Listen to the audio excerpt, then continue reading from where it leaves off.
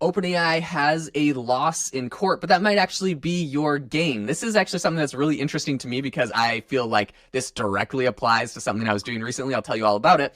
But essentially, what has recently happened is that OpenAI has lost the ability to trademark GPT. So, they said we popularized the term because of ChatGPT, and they've actually been doing this for a while, trying to get it trademarked. And essentially, the answer was no, because GPT stands for Generative Pre-trained Transformer, which is it's just like a machine learning term. You can't really trademark an acronym that's like an industry acronym that everyone uses. So in this lawsuit, they got a all caps final. They don't get any more chances to repeal this. They do not get GPT, so they can't trademark it. Jamie, what is the latest business you're going to put GPT in the name now that it's all fair game? I don't know, man. I think yeah, it is becoming a more popular term. It's still in the I would say the tech world more so than um, This episode is brought to you by Shopify.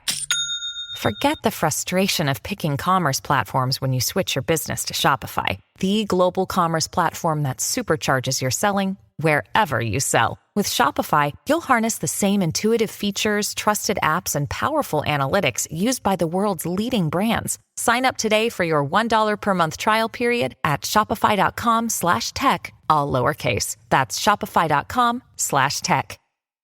Although, people do refer to ChatGPT, they don't refer to it as OpenAI. So, maybe OpenAI needs to lean more into their full corporate brand instead of ChatGPT. OpenAI chat. Yeah, something like that. I don't know. But, I think, you could, I've thought about a business where you could help businesses incorporate AI into their, tech stack and how they market themselves and stuff like that. You could name something with I haven't thought about it, to be honest, but something GPT, tech stack GPT or something, and I think this is literally what was happening, right? So at the beginning when ChatGPT came out, there was so many different startups and businesses that had GPT in their name. There was like Law GPT and like all of these, and OpenAI was actually sending them all like cease and desist letters telling them, hey, we have like a pending application for the trademark on that. You need to change your name. You can't use it. And there's a bunch of people changing it. And if I'm being 100% honest, this actually happened to me. I didn't get the cease and desist. I was kind of preempted in this, but my main podcast, which is now called AI Chat, used to be called Chat GPT, but I changed it because I'm like, yeah, they're definitely getting mad. Well, first off, it's called Chat GPT, but also just because it had the GPT in it, and I heard everyone with GPT in their names was getting banned. So I changed the name of my podcast preemptively because I thought they were going to win that copyright lawsuit. Now they lost it. I think I'll just stick with my new name now because it's, it's working and it's good. But I think this is actually a big deal. There's a lot of companies that change their names, and I think that it's a well-known kind of thing. Everyone knows what ChatGPT is. So if you add GPT into the name, you don't have to say like AI customer support. You could just say, customer support GPT, and people pretty much know. They're like, okay, it's like a chatting interface that does customer support, and it's a GPT. So yeah, I think it's actually kind of cool that you can do this. But there's a couple different areas I think that this will be popular. Number one, of course, any business that is using some sort of ChatGPT API, any sort of like GPT API, if that's from Claude or something else. But number two, I think like there's a ton of like courses and like Facebook groups or LinkedIn groups or like communities that have used these titles that now it's going to be like, I don't know, a little bit clearer on the branding on what exactly they do. So I'm excited for Jamie's film for his YouTube celebrity GPT course that he's going to be dropping soon. But there's a lot of things I think you could do with this.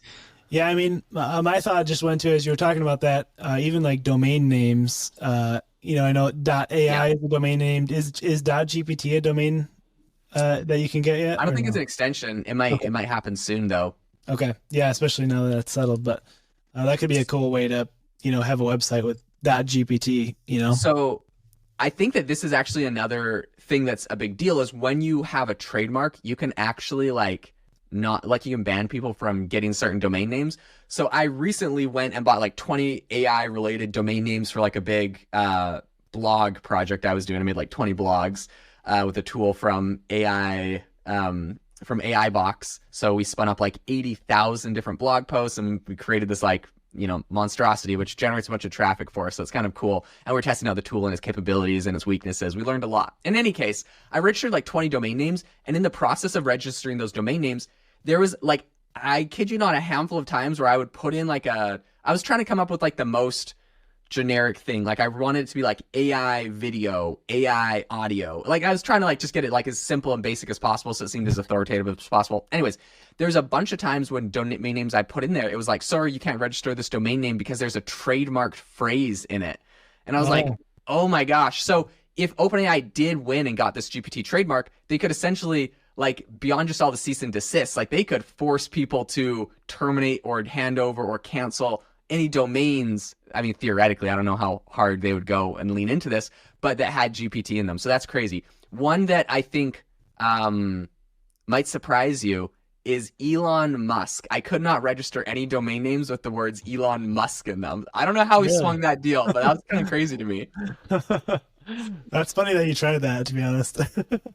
Well, yeah, I found a workaround hack, which I will not be revealing, but is actually one of my best performing domain names from that. So it looks like it was a good strategy after all. Apparently on the internet, people love searching for Elon Musk. So that's awesome.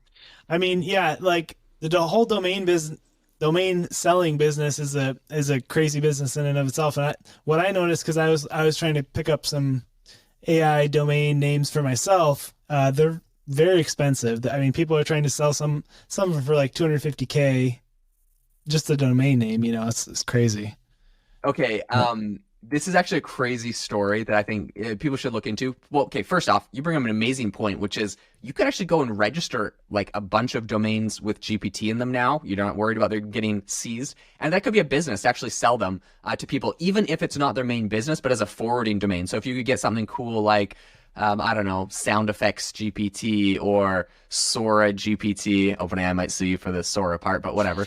But like you could sell those to people as like, oh, this is a good domain name that's like someone might actually type it in and they could just forward to your actual website. So I think there's a business to be made there. Okay, but what I did want to bring up is a really good point that you made of the .ai. Like if you're trying to buy a domain name with the .ai on it, it is really expensive. It's like $70 a year. The cheapest place you can get it that I found is namecheap.com. So not sponsored. Shout out to them. I actually mostly hate them, to be honest, but they are the cheapest. So if you want really cheap domains and terrible service, just kidding. Don't hate me.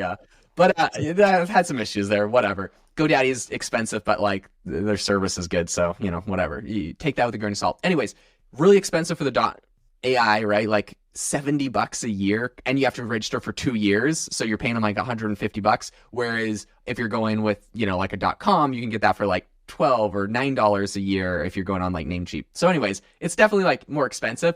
If you're planning on making a $1 million company, then it probably is not that, like, it shouldn't be that big of a determining factor in the grand scheme of things. But I've also started enough websites and domains that have not panned out to know that like you can only stack up so many before your domain bill gets too high. Anyways, okay, different story, different tangent. What I wanted to say was the .ai does not actually stand for artificial intelligence. I don't know if you knew that. No, I did not know that. Interesting.